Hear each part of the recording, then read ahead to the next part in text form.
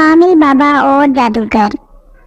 दो दोस्त 12 साल का उमर और 10 साल का फराज रात को नींद न आने की वजह से बिस्तर से उठकर अपने घरों के पास वाले जंगल में निकल पड़े। जब दोनों एक दूसरे को देखते हैं तो बातचीत शुरू हो जाती है। फराज, अरे उमर, फराज तुम यहाँ क्या कर रही हो? उमर ने उसे देखते हुए कहा, क्या तुम्हें भी नींद नहीं आ रही? नहीं, वैसे क्या तुमने वो रोशनी देखी? फराज ने कहा। उमर, मतलब वो रोशनी जो अभी जंगल की तरफ से उभरी थी? फराज, हाँ। उमर, चलो जाकर देखते हैं क्या माजरा है। फराज ने कहा, ठीक है। दोनों जंगल की तरफ बढ़ने लगे हैं। कुछ देर चलने के बाद उन्हें जंगल के बीचों बीच दो लोग दिखाई देते हैं। वो चुपके से झाड़ियों में छुपकर देखते हैं। उनमें से एक शख्स देखने में कोई आमिल बाबा लगता था और दूसरा शायद कोई जादूगर था। दोनों की आवाजें गूंज रही होती हैं, जैसे कोई मुकाबला चल रहा हो। जादूगर के हाथ में एक छड़ी और बाबा जी के हाथ में एक अंगूठी होती है। वो दोनों आपस में तेज आवाज से झगड़ रहे होते हैं। जादूगर ने कहा, जो चाहे कर लो आमिल, मगर मेरी इस जादुई आँख वाली छड़ी का मुकाबला नहीं कर पाओगे। बाबा ने कहा, आखिर तुम्हारा मसला क्या है? मैं तो बस अपनी इबादत और रियासत करने यहाँ आता हूँ, ना कि तुमसे मुकाबला करने। और वैसे भी तुम्हारे जादू का रूहानियत से कोई मुकाबला नहीं है। जादूगर ने कहा, मेरा मसला तुम हो। तुम्हारी रियासत की वजह से मेरा जादू कमजोर पड़ा, मगर अब मैं तुम्हें नहीं छोड़ूंगा। इतना कहकर वो अपनी छड़ी लहराता है और इसमें से एक लाल रंग की रोशनी बाबा जी की तरफ बढ़ने लगती है। आमिल बाबा जल्दी से कुछ वेद पड़ता है और अपने हाथ से इस रोशनी को जंगल की तरफ फेर देता है, कि इन बच्चों से जाकर टकरा जाती है। और देखते ही देखते दोनों बच्चे हवा में उड़ने लगते हैं। जैसे ही इस आमिल बाबा की नजर इन बच्चों पर पड़ती है, वो कुछ और वेद दोहरा कर बच्चों की तरफ इशारा करता है और बच्चे वापस जमीन पर आ जाते हैं और वो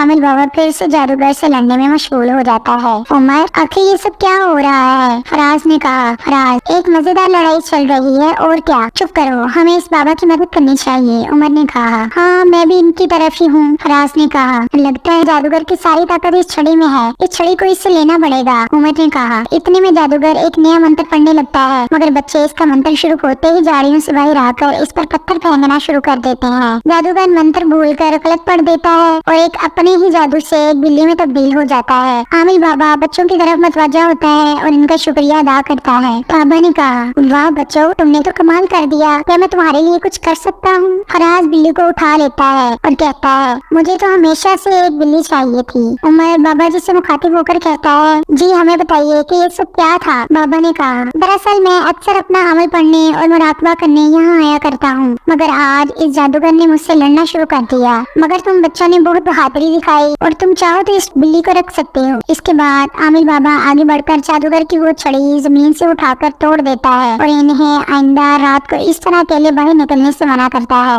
और बच्चों को उनकी हिफाजत के लिए कुछ अमल तालीम कर देता है। आखिर में आमिल बाबा उमर को अपनी अंगूठी तोहफे में दे देता है और फराज बिल्ली को अपने पास ही रख लेता है और फिर दोनों वापस अपने घर जाने पर राजी हो जाते हैं।